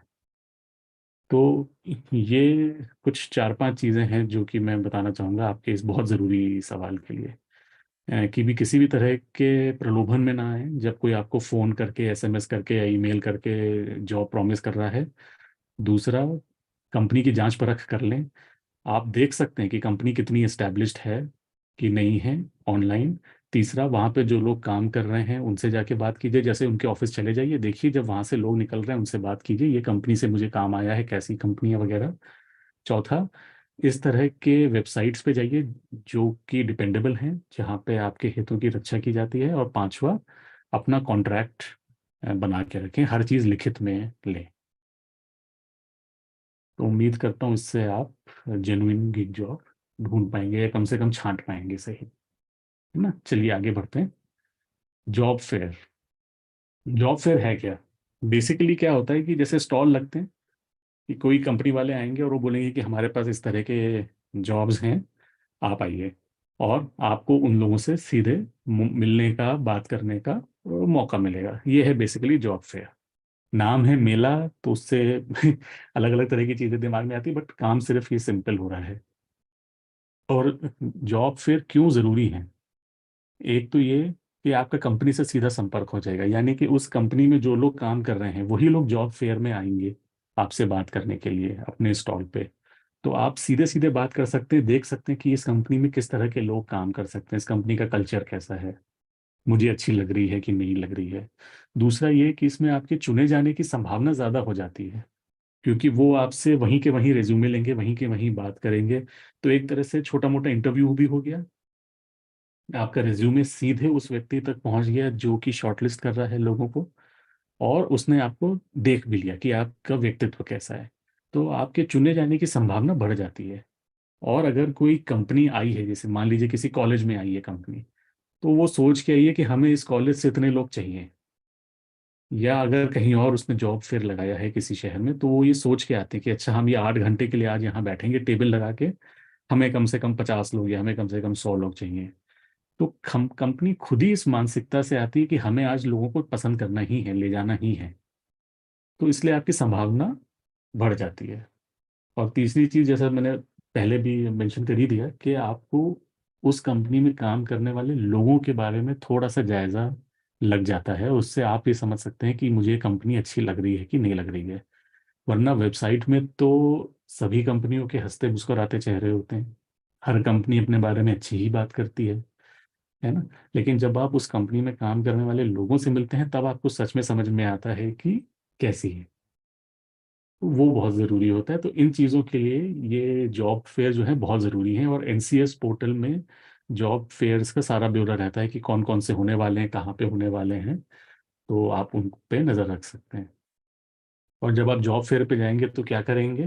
बस दो तीन बेसिक मूलभूत चीज़ें हैं जिनका ध्यान रखिए। एक, कि आपकी जो वेशभूषा है, आपके जिस तरह से आपने कपड़े पहने हैं, आपके बाल वगैरह सब कुछ एकदम प्रोफेशनल होना चाहिए, क्योंकि वहाँ पे वो बहुत ज़्यादा मैटर करेगा। अगर आपको देख के कंपनी वाले को लगा ये तो सीरियस नहीं है काम के लिए, तो वहीं पे आपकी बात जो है मतलब कमज़ोर पड़ जाएगी। आपको एकदम प्रोफेशनल बन के जाना है। और आपकी जो मैनर्स हैं वो एकदम इम्पोर्टेंट हो जाती हैं। क्यों? क्योंकि जब आप किसी को वेबसाइट पे अप्लाई कर रहे हैं तो आपका सिर्फ वो 2 पेज का रेज्यूमे जा रहा है उसके पास। लेकिन अभी रेज्यूमे नहीं, आप पूरे के पूरे खुद जा रहे हैं कंपनी के पास। तो आप किस तरह से बात करते हैं, पोलाइटली बात कर रहे हैं, शिष्टाचार से बात कर रहे हैं, आपकी मैनर्स कैसी हैं, ये चीज़ें बहुत अहम हो जाती हैं। अगर अगले व्यक्ति को ये सब चीज़ें पसंद नहीं आई तो आप आगे बढ़ ही नहीं पाओगे। तो इन सब चीज़ों का ध्यान रखें। और ऑफ कोर्स अपने रिज्यूमे के प्रिंट आउट ले जाएं। जितनी कंपनी से आप मिलने जा रहे हैं उतने, और बल्कि थोड़े से और एक्स्ट्रा। क्योंकि ज़रूरी नहीं है कि जो कंपनियां वहाँ पे स्टॉल लगा रही हैं जॉब फेयर में वही होंगी, कोई और भी आपको मिल सकता है। हो सकता है आपके जैसे जॉब ढूंढने वाले दूसरे लोग भी, है ना, जिनसे आपकी दोस्ती हो जाए, जिनसे आपकी जान पहचान हो जाए। तो आप रिज्यूमे के प्रिंट आउट्स अपने खूब सारे ले जाइए। और यहाँ पे काम आएगी आपकी नेटवर्किंग। नेटवर्किंग के बारे में भी हमने पार्ट 1 में बात की थी। तो आप प्लीज़ उस वीडियो को देखिएगा नेटवर्किंग के बारे में, है ना। चलिए आगे बढ़ते हैं। अगर जॉब फेयर पे कोई सवाल है तो रुक जाते हैं, वरना आगे बढ़ते हैं। अंकित, मुझे तो नहीं दिख रहा है कुछ। अंकित, आपको कुछ दिख रहा है? नहीं चलिए फिर आगे बढ़ते हैं। सौरभ, वैसे तो अभी जॉब फेयर के बारे में। क्वालिफिकेशंस और स्किल्स। तो आखिर ये एम्प्लॉयर्स जो आपको नौकरी दे रहे हैं, ये ढूंढ क्या रहे हैं, ये चाह क्या रहे हैं आपसे? तो इस पे थोड़ी देर बात कर लेते हैं। एम्प्लॉयर्स का पॉइंट ऑफ व्यू क्या है, इनका नज़रिया क्या है? और ये जो सवाल आया था, जो शुरू में मैंने बोला था कि हमारे क्वालिफिकेशन यानी जो हमने सर्टिफिकेट या डिग्री ली है वो ज़्यादा ज़रूरी है या हमारे स्किल ज़्यादा ज़रूरी है, हमें योग्यता ज़्यादा ज़रूरी है? तो बात यह है कि हमारे देश में इतने सारे लोग हैं जो काम करना चाहते हैं कि किसी भी जॉब के लिए सैकड़ों रिज्यूमे आते हैं, कभी कभी तो हजारों रिज्यूमे आते हैं। तो ऐसे में जो व्यक्ति कंपनी के अंदर बैठ के लोगों को चुन रहे हैं वो क्या करेंगे, आप बताइए। उनको कोई व्यक्ति चाहिए अपने जॉब में, है ना, 1 महीने 2 महीने के अंदर, और उनके पास आ गए सैकड़ों रिज्यूमे, तो वो क्या करेंगे? तो आपकी जो डिग्री है, आपकी जो डिप्लोमा है, वहाँ पे वो उसको इस्तेमाल करते हैं फिल्टर करने के लिए, यानी कि जिसके पास ये है नहीं उसको तो सबसे पहले बाहर करो। तो अगर जॉब में लिखा हुआ है कि कम से कम हमें ग्रेजुएट चाहिए, या हमें चाहिए कि बीकॉम की डिग्री होनी चाहिए या इंजीनियर की डिग्री होनी चाहिए, तो अगर किसी के पास वो नहीं है तो उसको वहीं के वहीं बाहर कर देते हैं। या कभी कभी होता है कि वो कोई और सर्टिफिकेशन चाहते हैं आपसे, है ना। तो आप बोलोगे कि सर्टिफिकेट क्या है, एक कागज का टुकड़ा है, ठीक है, लेकिन उस कंपनी के पास भी और कोई रास्ता नहीं है। ये सैकड़ों उम्मीदवारों में से दर्जन उम्मीदवार कैसे लाएं? कई बार कंपनीज ये भी बोलती हैं कि हमें जो है कम से कम 5 साल के तजुर्बे वाले लोग चाहिए। तो अगर कोई कॉलेज से निकला है, उन्होंने रिज्यूमे में देखा अरे इसके पास तो एक्सपीरियंस नहीं है, इसको जाने दो, तो मैं समझ सकता हूँ कि आपको बुरा लगेगा कि भाई जब मैं काम करूंगा नहीं तो मुझे तजुर्बा आएगा कैसे। लेकिन ये सोचने से जॉब नहीं मिलती, क्योंकि कंपनी के पास और कोई तरीके नहीं है लोगों को चुनने के लिए। इसलिए वहां पे कंपनी इस तरह की क्वालिफिकेशन को, जो वो अपने जॉब डिस्क्रिप्शन में लिखते हैं ना कि कम से कम ये डिग्री होनी चाहिए, ये सर्टिफिकेट होना चाहिए, ये लैंग्वेज आनी चाहिए, इतने साल का एक्सपीरियंस चाहिए, इस कंपनी में काम किया होना चाहिए, या इस इंडस्ट्री में कम से कम इतने साल बिताए हो तभी आप अप्लाई करें। ये जो चीज़ें होती हैं फिल्टर करने के लिए ज़रूरी होती हैं। एक बार शॉर्टलिस्ट कर लिया, यानी कि कुछ दर्जन रिज्यूमे आ गए, उसके बाद उनके पास थोड़ा समय रहता है कि वो आपके रिज्यूमे को थोड़ा और ध्यान से देखें कि अच्छा आपने अपने काम में किया क्या क्या है, किस इंडस्ट्री में काम किया है, क्या आपने अचीव किया है, क्या आप में योग्यताएं हैं, वगैरह वगैरह। तो उसके आधार पे फिर वो आपको शॉर्ट लिस्ट करते हैं इंटरव्यू के लिए। तो वहां पे आपने रिज्यूमे में जो लिखा है और जिस तरह से लिखा है वो बहुत अहम हो जाता है। आखिर में जब इंटरव्यू पे बात आ गई तो वो पहले ही देख चुके हैं कि आप में वो सारी बेसिक चीजें हैं जो उनको चाहिए, है ना, इसीलिए तो उन्होंने आपको इंटरव्यू में बुलाया है। अगर उनको कुछ एक्सपीरियंस चाहिए था, अगर उनको किसी इंडस्ट्री की जानकारी चाहिए थी, वो सब उन्होंने देख लिया आपके रिज्यूमे में कि हाँ आपने ये सब काम किया हुआ है, उसके बाद ही वो आपको इंटरव्यू पे बुलाएंगे। तो वो इंटरव्यू में क्या देख रहे हैं? इंटरव्यू में वो मेन चीज ये देख रहे हैं कि मुझे इसके साथ काम करना कैसा लगेगा, कल्चरल फिट कैसा होगा, ये व्यक्ति अगर हमारी कंपनी में आए तो हमारी कंपनी और बेहतर होगी कि नहीं होगी, हमारी कंपनी में जो लोग काम कर रहे हैं उनको इनके साथ काम करने में कैसा लगेगा, आपका एटीट्यूड कैसा है ना, आपका व्यक्तित्व कैसा है। उन सब चीज़ों को देखने का, परखने का मौका मिलता है। तो यहाँ पे बाकी सब चीज़ें पीछे छूट गई। अब सिर्फ ये रह गया कि आप किस तरह से पेश आ रहे हैं, आप सच में एक व्यक्ति के तौर पे कैसे हैं, वो ज़रूरी हो जाता है। जब इंटरव्यू लेने वाले को पसंद आ जाए व्यक्ति, फिर वो फाइनली उसको चुनते हैं। तो ये होता है कंपनियों का नज़रिया, इस तरह से वो देखते हैं, जो कि आपको नहीं नज़र आएगा। आपको तो बस ये लगेगा कि मैंने रिज्यूमे दिया था, जवाब नहीं आया, या मैंने इंटरव्यू दिया था, मुझे पसंद नहीं किया गया। तो उनके दिमाग में इस तरह की चीज़ें चल रही होती हैं। तो उम्मीद है कि ये जानकारी से आप थोड़ा सा अपने आप को जिस तरह से आप पेश कर रहे हैं रेज्यूमे में और बाद में इंटरव्यू में, थोड़ा सा आप उस पर और ध्यान देंगे। तो एम्प्लॉयर क्या देख रहा है, मान लीजिए कि आप इंटरव्यू तक पहुंच गए हैं, है ना। अब वो ये देखना चाह रहे हैं कि आपकी हमारी कंपनी में और जो काम हम आपको दे रहे हैं उसमें कोई रुचि है कि नहीं, या फिर बस आपने यूं ही 10 जगह अप्लाई कर दिया था और तुक्के में आप आ गए। अगर उनको लगा कि इसको हमारे काम में कोई रुचि नहीं, कोई इंटरेस्ट नहीं है, तो फिर उनकी भी आप में रुचि कम हो जाती है। तो जब आप जॉब में जाएं, इंटरव्यू में जाएं, तो कंपनी के बारे में पढ़ लें, समझ लें। आप पूछ लें कि कौन मेरा इंटरव्यू लेगा, उसको आप लिंक्डइन पे जाके सर्च करें और देखें कि मैं कहाँ जा रहा हूँ या जा रही हूँ काम करने।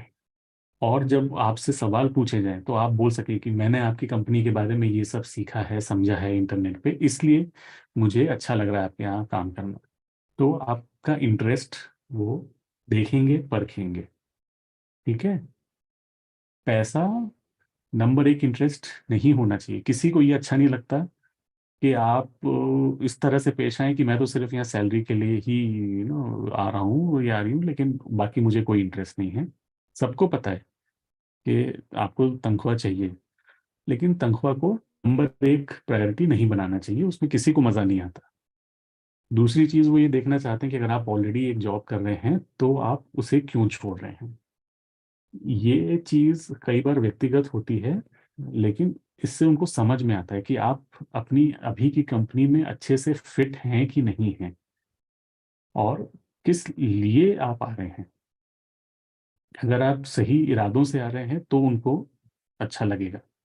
अगर आप ये कह रहे हैं कि मेरा मैनेजर के साथ झगड़ा हो गया इसलिए मैंने ये छोड़ने की सोची है, तो उनके मन में शक आ जाएगा, अच्छा ये क्या झगड़ालू है क्या। भले ही आपकी गलती हो या ना हो, उनके पास ये सोचने का मौका ही नहीं है। उनके पास कोई ऐसा जरिया भी नहीं है कि वो पता कर पाए कि गलती किसकी थी। उन्होंने तो बस आपसे ये सुना कि भाई मेरी कंपनी के साथ अनबन हो गई थी इसलिए मैंने छोड़ दी। वो तो ये सोचेंगे कि अगर इसकी एक कंपनी के साथ अनबन हो गई तो क्या पता हमारे साथ भी ना हो जाए। तो आपकी जो छोड़ने की वजह है वो बहुत ज़रूरी होती है। तो जब आप कोई कंपनी छोड़ने की सोचे भी तो ये चीज़ दिमाग में रखें कि मैं क्यों छोड़ूं ये कंपनी। और जब आप नई कंपनी में इंटरव्यू देने जाएं तो अपना जवाब तैयार रखें। क्योंकि अल्टीमेटली जैसे तीसरा पॉइंट है कि आप कितने स्थायी हैं अपनी सोच में, ये लोगों को देखना अच्छा लगता है। अगर उनको लगता है कि ये बस हमारी कंपनी में आएगी, 5-6 महीने इधर उधर कुछ काम किया फिर ये लोग चले जाएंगे, कोई और कंपनी इनको अच्छी मज़ेदार लगेगी वहाँ चले जाएंगे, तो उनको भी कोई मज़ा नहीं आता ऐसे लोगों को रखने में। क्योंकि किसी नए लोगों को हायर करना, उनको अपनी कंपनी में सेटल कराना बहुत ही मेहनत का काम होता है, 4-5 महीने लग जाते हैं। तो अगर उनको ये लगा कि आप आओगे और 6 महीने में चले जाओगे तो कहेंगे कि भैया फिर आओ ही मत। तो वो ये स्थायित्व देखते हैं। और सबसे ज़रूरी चीज़ जैसे मैंने पिछली स्लाइड में भी बोला कि वो ये ज़रूर देखते हैं कि आपके साथ काम करने का अनुभव कैसा रहेगा। तो इन सब चीज़ों का आप ध्यान रखिएगा इंटरव्यू स्टेज पे। और बाकी हमारे पास समय बहुत कम है, तो मैं बहुत जल्दी से आपको बताता हूँ कि ये स्ट्रैटेजी शब्द क्यों आए, हम यूज़ कर रहे हैं, रणनीति कहाँ से आया। कि जब आप जॉब ढूंढने जाते हैं तो आप अकेले नहीं हैं, आपके साथ बहुत सारे लोग हैं जो उसी तरह की जॉब ढूंढना चाहते हैं। तो वो आपके प्रतियोगी हैं।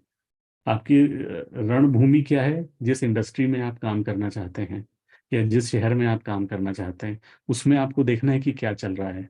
आपके शस्त्र क्या हैं, जो भी आपके एजुकेशन क्वालिफिकेशन है, जो भी आपके स्किल हैं, टैलेंट है, वो आपके शस्त्र हैं जिनसे आप अपना जॉब ढूंढेंगे और करेंगे। और आपकी टाइमिंग बहुत ज़रूरी है, यानी कि इस समय क्या चल रहा है, क्या ट्रेंड चल रहे हैं, किस तरह की कंपनी ऊपर बढ़ रही है, किस तरह की कंपनियां नीचे गिर रही हैं, वो जानना बहुत ज़रूरी है। तो आप ये चारों चीज़ों के मद्देनज़र अपनी जॉब ढूंढिए। इसीलिए इसको हमने स्ट्रैटेजी शब्द यूज़ किया कि आपकी स्ट्रैटेजी क्या होनी चाहिए। क्योंकि आप कभी अकेले नहीं होते हैं जॉब ढूंढने के लिए, आपके साथ सैकड़ों लोग हैं जो आप ही की तरह आतुर हैं कि अच्छे से अच्छी जॉब उनको मिल जाए। तो इसका ये मतलब नहीं कि हम एक दूसरे के दुश्मन हैं, इसका मतलब ये है कि हमें अपने आप को जानना है ताकि हम अपने लिए सबसे अच्छा डिसीजन ले सके। इसी तरह दूसरे भी अपने लिए जो सबसे सही चीज है वो चुन सके, इसलिए स्ट्रैटेजी। और आपको कई तरह की अप्रोच अपनानी चाहिए, सिर्फ एक तरह की नहीं। और इससे अब हम आते हैं एनसीएस पोर्टल में, क्योंकि ये जॉब पोर्टल एक बहुत अहम जरिया होता है नौकरी ढूंढने का। एनसीएस पोर्टल में अ, सितंबर 2022 के डेटा के हिसाब से इन सारे सेक्टर्स में इतनी जॉब्स अवेलेबल हैं। मैं एक एक पढ़ूंगा नहीं, लेकिन आप बस एक अंदाज़ा लगा सकते हैं कि सेक्टर्स की कोई कमी नहीं है, और हर सेक्टर में जॉब्स की कोई कमी नहीं है, लाखों जॉब हैं। और ये तो सिर्फ एक पोर्टल है, ये गवर्नमेंट ऑफ इंडिया का, इसमें इतने सारे जॉब हैं। एनसीएस के बारे में और बात करने के लिए मैं अंकित को दोबारा बुलाता हूँ कि वो आपको थोड़ा सा एनसीएस पोर्टल के बारे में बताएं। लेकिन जहाँ तक हमारे इस वेबिनार का था कि जॉब सर्च की आपकी स्ट्रैटेजी क्या होनी चाहिए, जो कुछ मुझे कहना था वो मैंने कह लिया है। अभी अंकित के ऊपर है एनसीएस के बारे में बात करें। उम्मीद है कि आपको थोड़ा कुछ इसमें यूजफुल मिला होगा इस एक घंटे में। Ankit, over to you. Thank you Saurabh, thank you so much for the session. हम लोगों ने कोशिश करी थी कि बहुत ही आराम आराम से आप तक इंफॉर्मेशन पहुंचाई जा सके। सौरभ, आप स्क्रीन शेयरिंग बंद कर सकते हैं अपनी। Thank you. तो हम लोगों की कोशिश थी कि हम आपको धीरे धीरे करके सारी इंफॉर्मेशन दे सकें। अब यहाँ पे कुछ बच्चों के सवाल आए हैं कि अ, जैसे मैंने पहले बीए कर रहा था, फिर बीए करने के बाद वो छोड़ दिया, ड्रॉप आउट हो गया, अब स्किल मैं कैसे डेवलप कर सकता हूँ। अ, या फिर जयराम का आया है कि वो बीटेक होल्डर हूँ कंप्यूटर साइंस में, एंड मैं आईटी सेक्टर में जॉब ढूंढ रहा हूँ, तो वो कैसे मिल सकता है। सो इसमें एक बहुत इंपॉर्टेंट बात आ जाती है कि एवरीथिंग दो चीजों पे डिपेंड करता है, नौकरी को सर्च करना और नौकरी के लिए कौशलता होना। अगर जॉब के लिए सोच रहे हैं तो ढूंढने के बारे में बात करते हैं। कौशलता के बारे में सौरभ जी ने बताया था, स्किल कहाँ कहाँ से गेन कर सकते हैं। कुछ वेबसाइट भी सौरभ जी आपने बताई थी इनको ना, जैसे स्वयं पोर्टल है गवर्नमेंट का, वहाँ पे फ्री लर्निंग कोर्सेज बहुत सारे अवेलेबल हैं, वहाँ आप शायद जाना चाहते हैं, वो हम दिखा देंगे अभी आपको। अभी हम एनसीएस का आपको एक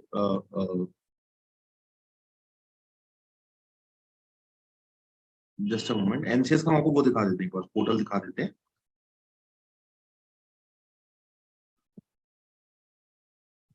सो सबसे पहले करना क्या होगा आपको, गूगल पे जाके एनसीएस पोर्टल ncs.gov.in आप कुछ भी टाइप कर सकते हैं और यहाँ पे आप क्लिक कर सकते हैं।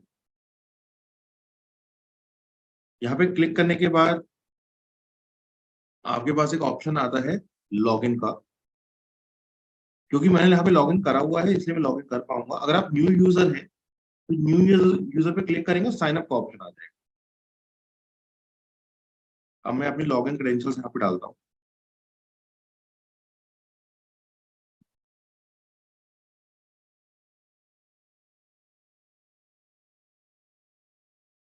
अब ये देखिए मैंने यहाँ पे लॉगिन कर लिया है और मैं हो चुका हूँ।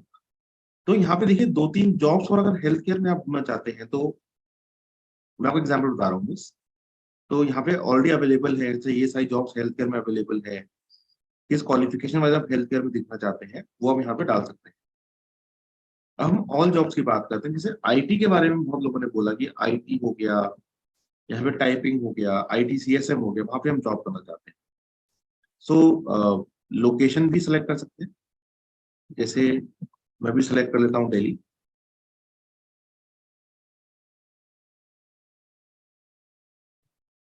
और सर्च करते हैं इसको, आइए देखते हैं। तो अभी शायद दिल्ली में इस टाइप की कोई जॉब नहीं, गुड़गांव डाल देते हैं।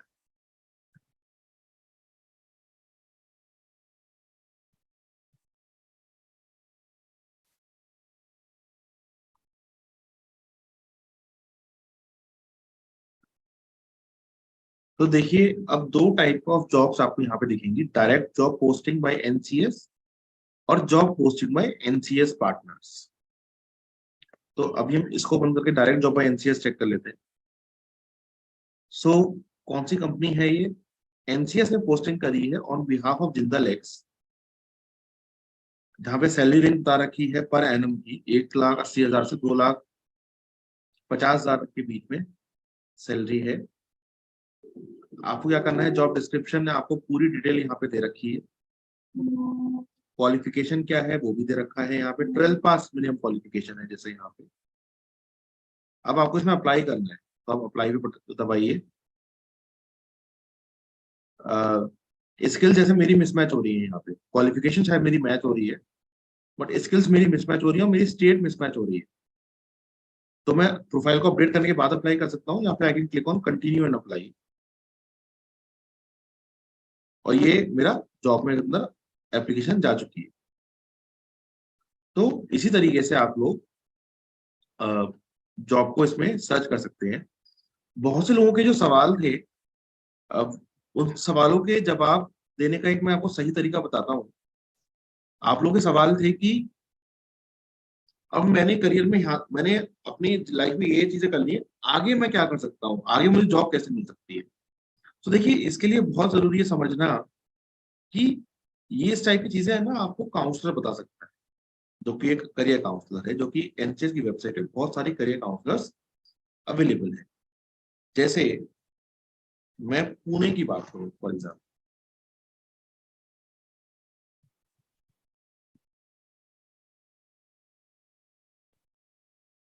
तो यहाँ पे पुणे पे मैंने क्लिक करके यहाँ पे सर्च क्लिक किया, अब मेरे पास काउंसलर्स आ गए। अच्छा, ये काउंसलर्स है, तो मैं यहाँ पे क्लिक करूंगा। यहाँ पे मुझे उनका ईमेल आईडी, फोन नंबर मिल जाएगा, इन लोगों की क्वालिफिकेशन आ जाएगी। अब मैं इनको कॉल करके बोल सकता हूँ कि मुझे करियर काउंसलिंग चाहिए। मैं आपको बताना चाहता हूँ कि ये करियर काउंसलिंग ये आपको बिना शुल्क के प्रोवाइड नहीं करेंगे। हो सकता है वो लोग इसके लिए कुछ आपसे सेवा शुल्क लें, तो वो आपको उनको प्रदान करके आप इन लोगों की सर्विसेज अवेल कर सकते हैं। मगर ये अच्छी चीज है कि आप वो कार्य काउंसलिंग मिल जाएगी। अगर आप कंफ्यूज हैं, आपको जब कहीं के भी हैं, आप जहां से भी हैं भारत के किसी भी कोने में, वहां पे यहाँ पे सिटी का नाम डाल सकते हैं, आपको करियर काउंसलर वहाँ के मिल जाएंगे। अगर आपको दिल्ली के करियर काउंसलर से ही बात करनी, एग्जाम्पल मैं, जैसे अगर आप यूपी के हैं मगर आपको आप चाहते हो कि मैं दिल्ली के करियर काउंसलर से ही बात करना है, तो आप वो भी टाइप करके यहाँ पे करियर काउंसलर्स के नाम आपके पास अवेलेबल हो जाएंगे विद देयर कॉन्टैक्ट डिटेल्स।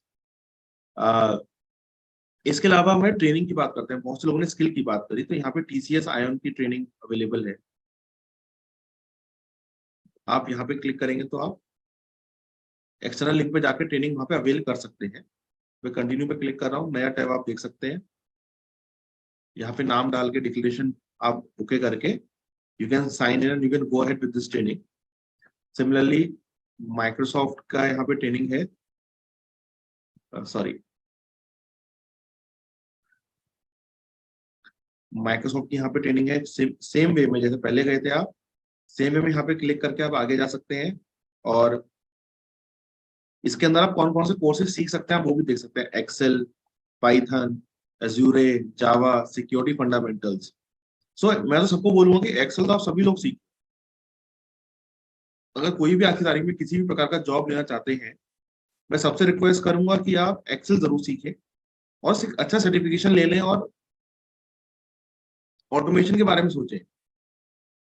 अब आता है कि अच्छा सर हमने सारी चीजें आ गई, मगर जॉब फेयर कहाँ पे आ सकता है। तो आप देखिए, जॉब फेयर पे आप क्लिक करेंगे, आपको दिख जाएगा।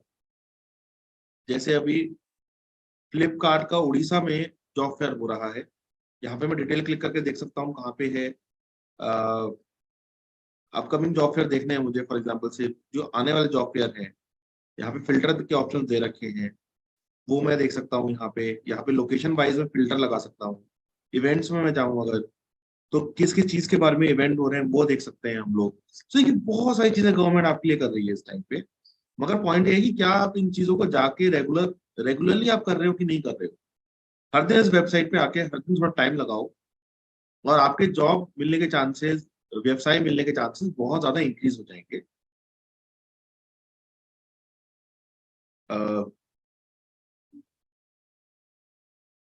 तो जैसे मैंने कुछ जगह अप्लाई करा हुआ था, उसके लिए मेरे पास रजिस्ट्रेशन कंफर्मेशन आ गया है, उसमें डाउनलोड करके उस डॉक्यूमेंट को लेके जा सकता हूँ वहां पे जॉब फेयर के अंदर पार्टिसिपेट करने के लिए। अब मैं जॉब फेयर के अंदर अगर जा रहा हूँ तो कुछ चीजों का मुझे ध्यान रखना चाहिए। आप अगर जॉब फेयर पे जा रहे हैं तो आपको ये पता होना चाहिए कि मैं कितने रिज्यूमे लेके जा रहा हूँ, passport size photograph, photocopy of my documents such as Aadhaar card, PAN card, bank account details. अगर आपको वहाँ पे ऑफर लेटर देते हैं वो लोग तो बैंक अकाउंट डिटेल्स मांगेंगे। अपार्ट फ्रॉम दैट अगर आपने पहले कहीं काम करा हुआ है, इंटर्नशिप करी हुई है, तो उसका एक्सपीरियंस सर्टिफिकेट और फोटोकॉपी, ओरिजिनल एंड फोटोकॉपी।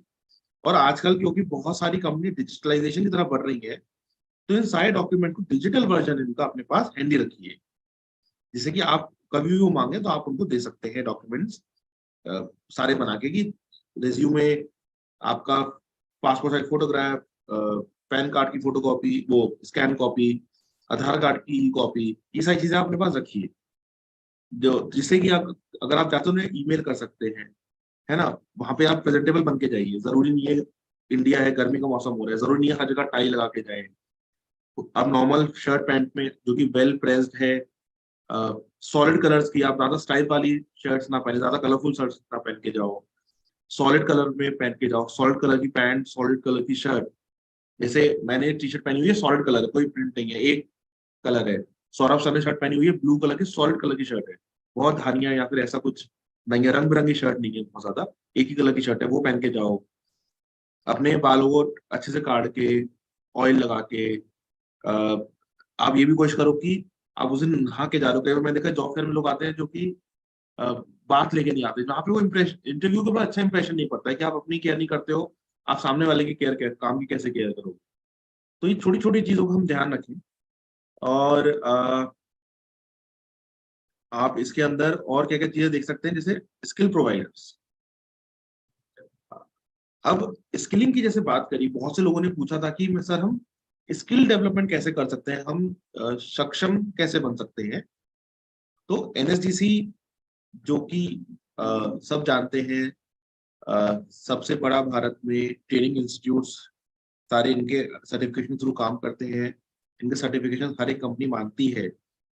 तो यहाँ पे आप सर्च कर सकते हैं स्टेट वाइज, लेट से मुझे दिल्ली में, मैं दिल्ली का एग्जांपल लूंगा कि मैं दिल्ली में रहता हूँ अभी, हालांकि मैं इसके अंदर गुड़गांव भी डाल सकता हूँ, या फिर आपको स्टेट बताना चाहें तो जैसे मैं हरियाणा डाल दिया और गुरुग्राम डिस्ट्रिक्ट डाल दिया, और मैं सर्च करता हूँ, तो देखिए मेरे पास डिफरेंट डिफरेंट ऑनलाइन भी आ गया मेरे पास, किसके अंदर ट्रेनिंग करा रहे हैं, कहाँ पे है, सेक्टर क्या है, किस सेंटर मैनेजर कौन है, इनसे मैं बात कर सकता हूँ। तो ये सारी चीजें देखिए यहाँ पे आ गई। बहुत देखिए काफी सारी ट्रेनिंग है ऑनलाइन, इसके साथ फर्दर फिल्टर भी लगाया जा सकता है ना। तो आप कोर्स देख सकते हैं, ट्रेनिंग सेंटर का नाम, कुछ और भी चीजें चाहिए हो तो मतलब और अच्छी बात है, एक्सेल में डाउनलोड कर लो इसको, you can click here download Excel, और सारी चीजें आपके पास डाउनलोड हो जाएंगी। उसके बाद फिर आप फर्दर फिल्टर लगा सकते हो, और वो फिल्ट्रेशन करना आपको आता है कि नहीं आता है, मैंने आपको पहले ही बताया है। एक्सेल सीखना बहुत जरूरी है सबके लिए, जिसको भी आज की तारीख में अच्छी जॉब चाहिए उसको एक्सेल आना चाहिए। सो ये सारे फीचर्स यहाँ पे अवेलेबल है। वीडियो प्रोफाइल, अगर आपने अपनी वीडियो प्रोफाइल नहीं बनाई हुई है तो मैं आपसे जरूर रिक्वेस्ट करूंगा अपनी वीडियो प्रोफाइल बनाएं, अपने स्किल्स के बारे में बताएं। यहाँ पे अबाउट माई सेल्फ वीडियो यहाँ पे क्लिक करें, अगर देखिए,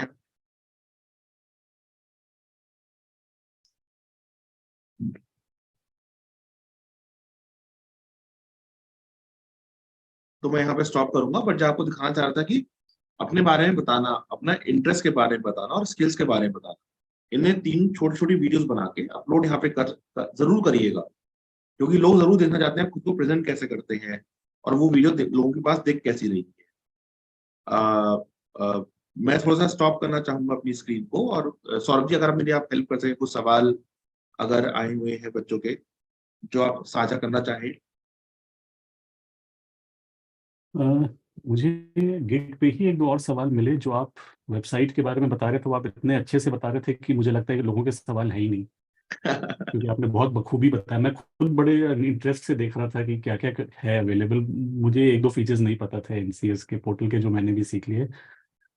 तो नहीं, सवाल तो नहीं है, बट आई होप के लोगों ने ये ncs.gov.in को ज़रूर याद कर लिया है और वो जाएंगे, लॉगिन करेंगे तो और इसका फायदा हमें उठाएंगे। हमें आशा है कि आपको आज का सेशन जो नेशनल करियर सर्विस पे के थ्रू आपके पास लाया गया है, with support from Ministry of Labour and Employment, Government of India, with support from YuWaah at UNICEF India. I hope आपको ये सेशन अच्छे लगे, आपके ऊपर इन सेशन का कुछ इम्पैक्ट आ रहा है। अपने रिव्यूज में जरूर बताते रहिए और जॉब की सर्च करते रहिए, आपको सफलता जरूर मिलेगी। जैसे बहुत से लोगों ने सवाल पूछा था, सौरभ जी एक बार मैं टच करना चाहूंगा, सर रेज्यूमे कैसे बना सकते हैं, तो मैं फिर से बताना चाहूंगा कि जो आपके काउंसलर है ना यहाँ पे, ये सारी चीजों में आपकी हेल्प कर सकते हैं। बहुत सारे काउंसलर्स हैं, सारी चीजों में आप हेल्प कर सकते हैं। आप उनको बताइए कि एनसीएस में मैं गया था, मुझे वहां से आपकी आईडी मिली, फिर वहां से मैं संपर्क करना चाहता हूँ। और प्लीज ये बात मान के चलिए कि वो लोग अपनी सेवा, अगर वो लोग आपको सर्विस प्रोवाइड करते हैं तो वो सेवा शुल्क लें, मगर आपको उसे घबराना नहीं है। आपको समझना इन्वेस्टमेंट है। अब वो इन्वेस्टमेंट कितनी है, अगर वो बोलते हैं कि मैं कुछ अमाउंट चार्ज करूंगा, बट आपकी क्षमता नहीं है उस अमाउंट को चार्ज करनी, तो आप उनसे बोल सकते हैं कि देखिए मेरी इतनी क्षमता नहीं है, मैं शायद इतना ही अमाउंट आपको दे पाऊंगा या फिर दे पाऊंगी, और देखिए कि आप वो वहां पे एग्री करते हैं कि नहीं करते हैं। अगर वो नहीं करते, किसी और के पास आप जा सकते हैं। तो मगर मेरा पॉइंट ये है कि वो डायरेक्शन आपको ढूंढना बहुत जरूरी है। आई थिंक इस समय का भी अभाव हो चुका है हमें, ऑलरेडी 12-11 हो चुके हैं, 10 मिनट का टाइम ने आपसे ज्यादा ले लिया है। आई थिंक हमने बहुत सारे सवालों को आंसर करने का ट्राई किया है।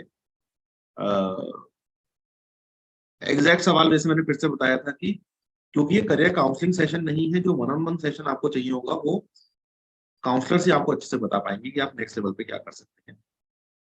हमें आशा है कि आप लोग एनसीएस के पोर्टल का अच्छे से इस्तेमाल करेंगे, जो कि आपके पास लाया गया है ministry of Labour and Employment, Government of India की पहल के अंदर। सो आप प्लीज उसका जरूर इस्तेमाल करिए। आपका दिन शुभ हो। सौरभ जी आपका बहुत बहुत धन्यवाद, संडे को यहाँ पे आके हमारे सारे मित्रों को गाइड करने के लिए आपने ट्राई किया। Thank you so much for your time. आशा है मुझे आप। बुलाने के लिए। नमस्कार। मुझे तो बहुत मजा आया सबसे बात करके। हमें भी। All the best everyone. All the best everybody. Thank yes Saurabh ji, सबको हमारी बहुत बहुत शुभकामनाएं। आगे ऐसे बढ़े रहिए। चलिए।